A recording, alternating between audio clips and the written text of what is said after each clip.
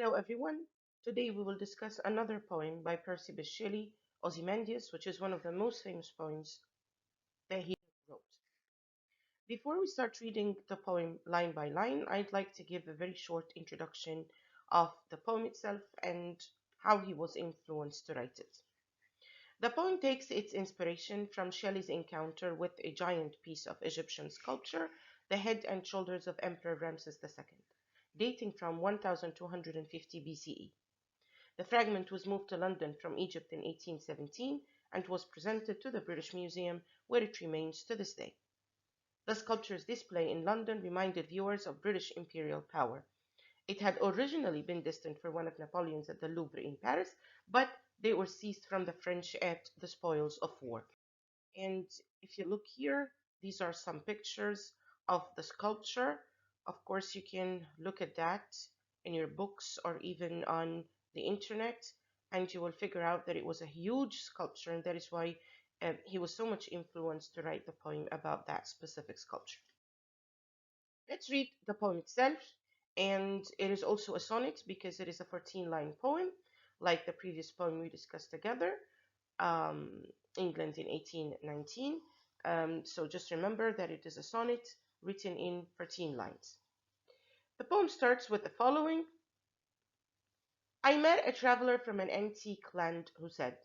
Now you need to notice here that the I refers to the speaker, right? And the role that the speaker is going to play throughout the poem is simply to observe what this traveler from the antique land has actually told him. Okay, so he is going to remain an observer. He's not going to have an important role in the poem. He's just going to play the role of the observer, like us, who are going to read whatever this traveler from this antique land had said. Two vast and trunkless legs of stone stand in the desert. Two very big legs of stone, he's referring, of course, to the statue, they stand in the desert. Near them, on the sand, half sunk, a shattered visage lies. Right now, he talks about a face that is half sunk in the sand next to this huge trunkless legs of stone, whose frown and wrinkled lip and sneer of cold command. Now, who is he talking about here? He's simply talking about the face that is half sunk in the sand, in the desert. And he says that this face has a frown, has a very serious, look, wrinkled lip and sneer of cold command, which actually tells us that this person was very serious. We're not dealing with an emotional person here, or at least this is what this traveler has seen on the visage that was half sunk in the desert. Tell that its sculptor well those passions read, which yet survive, stamped on these lifeless things. Now, this sculptor, the one who actually made this sculpture, the sculpture of Francis II, he saw these feelings on that face. And that is why these feelings were reflected on the sculpture that he was creating to him.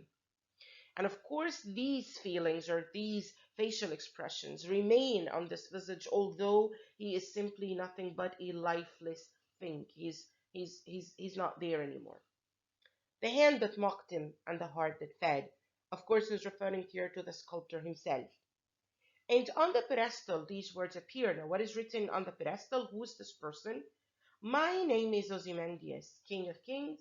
Look on my works, you mighty, and despair. Now, this is the name of the king, Ozymandias, King Ramses II, and he basically says, look at my work. He's so proud of his own work. He's so proud of his own achievements. Nothing beside remains. Now, this is it. He's no longer there. There's nothing there. Nothing is left. He's dead. Whatever he's so proud of, his own achievements, they are not there anymore. Nothing besides remains. So it becomes so absurd when you actually look at then what he says on the pedestal. Look at my works, I'm King of Kings, and then nothing around him except the desert, except the sand. Round the decay of that colossal wreck, boundless and bare, the lone and level sands stretch far away.